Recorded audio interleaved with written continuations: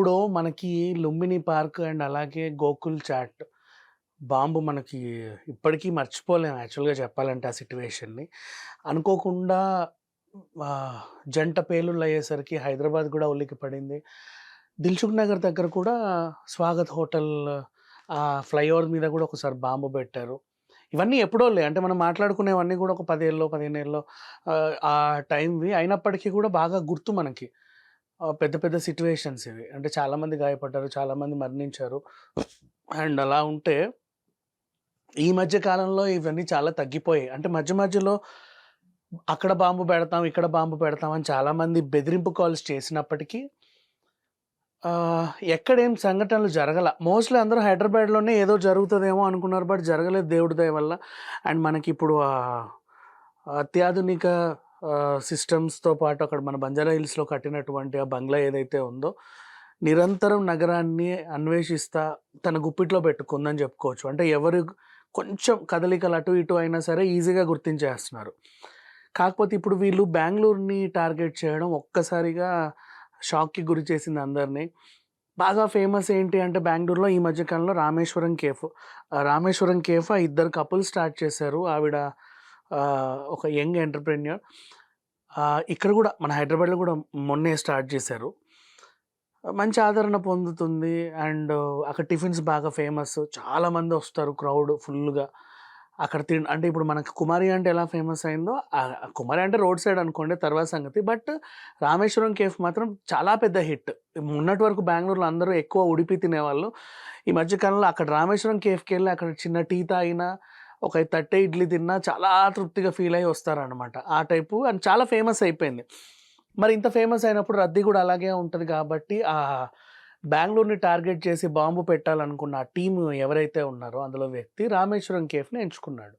ఇది కూడా ఎక్కడ మన మార్తాహల్లి దగ్గర కుందనహల్లిలో ఉంటదనమాట. కొంచెం హైవే అటు పక్కనే.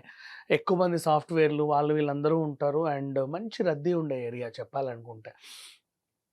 ఆహ్, ఒక వ్యక్తి రావడాన్నయితే సీసీటీవీ ఫుటేజ్‌లో గమనించారు. తనొచ్చి టిఫిన్ ఆర్డర్ చేసి బ్యాగ్ అక్కడ టేబుల్ మీద పెట్టాడు. కానీ తను ఆర్డర్ చేసిన టిఫిన్ అయితే తను తినలేదు. టిఫిన్ అలాగే ఉంది. బ్యాగ్ అలాగే ఉంది.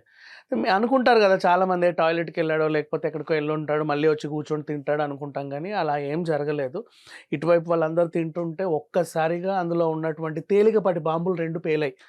సో, దీంతో 9 మంది గాయపడ్డారు. అండ్ 11 మందికి ఇంకా తీవ్ర గాయాలయ్యాయి. ఆహ్, అందులో గూడా స్వర్ణాంబ అని ఒక ఆవిడ మాత్రం ఆల్మోస్ట్ చావంచుల వరకు వెళ్ళింది. ఇంకా చికిత్స పొందుతుంది. తన పరిస్థితి చాలా ఆందోళనకరంగా ఉంది. ఇంత జరిగిన తర్వాత ఒక్కసారిగా ఉలికిపడింది. అది ఏదో అయిపోయింది, ఇక్కడ ఏదో అయిపోయిందన్నారు. తర్వాత బాంబ్ స్క్వాడ్ వాళ్ళని పిలిస్తే ఆ బ్యాగ్‌ని గుర్తించడం, వచ్చినటువంటి వ్యక్తిని సీసీటీవీ ఫుటేజ్‌లో గుర్తించడం. ఇప్పుడు ఏఐ టెక్నాలజీతో తన మొహాన్నయితే రివీల్ చేసే పనిలో ఉన్నారు. బట్ ఇంకా ఆచూకైతే దొరకలేదు. నిందితుడిని అరెస్ట్ చేశారని కొన్ని వార్తలొస్తున్నాయి. చేయలేదని కొన్ని వార్తలొస్తున్నాయి. బట్ తను నగరం వదిలి పారిపోకుండా మాత్రం అన్ని చర్యలు తీసుకున్నట్లుగా పోలీస్ బృందాలైతే చెబుతున్నాయి. సో, ఈ డ్యూటీని క్రైమ్ బ్రాంచ్‌కి అప్పజెప్పారు వీళ్ళు. అతన్ని పట్టుకోమని జెప్పేసి. వీళ్ళు గూడా అత్యాధునిక టెక్నాలజీని ఉపయోగించి అంటే సీసీటీవీ ఫుటేజ్‌లో తను ఇలా అప్పర్ యాంగిల్‌లో నుంచి మాత్రమే కనపడుతున్నాడు. సరిగ్గా ఫేస్ అనేది ఇంకా రివీల్ అవ్వట్ల. కానీ అక్కడుండి టిఫిన్ ఆర్డర్ చేసినప్పుడు కానీ, ఆ బిల్ కౌంటర్ అక్కడక్కడ మాత్రం కొన్ని ఫేస్‌లయితే రివీల్ అయ్యే అవకాశం ఉంది. కానీ చాలా రద్దీ గదా! వాళ్ళకి కూడా అంత ఇదిగా ఏమి ఉండదు. ఎవరో ఒకరు గుర్తుపడితే పట్టొచ్చు, లేకపోతే లేదు. బట్ ఆ వ్యక్తి మాత్రం వచ్చి అసలతను ఎవరు? ఎందుకొచ్చాడు? రామేశ్వరం కేఫ్‌ని తను ఎందుకు ఎంచుకున్నాడు? అక్కడే బాంబు పెట్టి 10 మందిని చంపాలని ఎందుకు చూసాడు?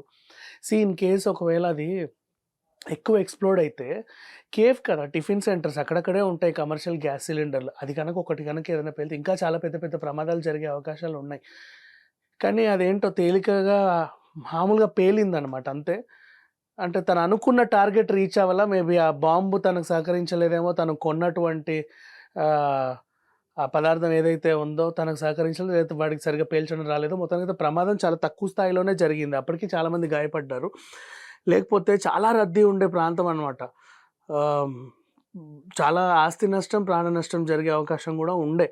కానీ మొత్తానికైతే రామేశ్వరం కేఫ్‌లో ఇలా జరిగిందంటే ఇప్పుడు కేఫ్ హోటల్‌నైతే సీజ్ చేశారు ప్రెజెంట్. అంటే వాళ్ళ తప్పు ఉందని కాదు. బేసిక్‌గా అంటే ఇట్లాంటి సంఘటనలు ఏదన్నా అయితే పోలీసులు వాళ్ళ కంట్రోల్‌కి తీసుకుంటారు ఆ స్థలాన్ని. ఇప్పుడు ప్రెజెంట్ అయితే అలా జరుగుతుంది. మరి వీళ్ళ ఆహ్, నిందితుడిని వాళ్ళు గుర్తించిన తర్వాత అతను ఎవరు? అక్కడ బాంబ్ ఎందుకు పెట్టాల్సొచ్చింది? ఎవడైనా సైకోనా? లేకపోతే నిజంగా తను టెర్రరిస్టేనా? కొందరు ఈ మధ్య సైకోలు ఉంటున్నారు. అంటే ఆ మధ్య కాలంలో అమెరికాలో గూడా మనం చూసాం. అంతెందుకు నిన్న రిలీజ్ అయినటువంటి 'ఈగిల్' సినిమా గూడా అదే. ఊరికే ఓహ్! గన్నులు, బాంబులు అయన్నీ పట్టుకొని పిచ్చి పిచ్చిగా ఎవడి మీద పడితే వాళ్ళ మీద ఏసేవాళ్ళు కొంతమందుంటారు. సైకిక్ మెంటాలిటీ వాళ్ళు. లేదు టెర్రరిస్ట్‌లు అనుకుంటే ఇంకెక్కడెక్కడ ప్లాన్ జేశారు? ఆహ్, బెంగుళూరు సిటీనే ఎందుకు ఎంచుకున్నారు? తర్వాత ఇంకా వేరే సిటీలోకి కూడా వాళ్ళొస్తారా? అదేమన్నా వార్నింగా? ఇలాంటివన్నీ కనుక్కోవాల్సిన అవసరం అయితే చాలా ఉంది. సో, మొత్తానికి పోలీసులైతే అదే పనిలో ఉన్నారు. ప్రెజెంట్ క్రైమ్ టీమ్ మాత్రం దీన్ని ముమ్మరంగా దర్యాప్తు చేస్తుంది. అండ్ పూర్తి వివరాలు ఇంకా సేపట్లో మనకు తెలిసే అవకాశం ఉంది. Thank you so much.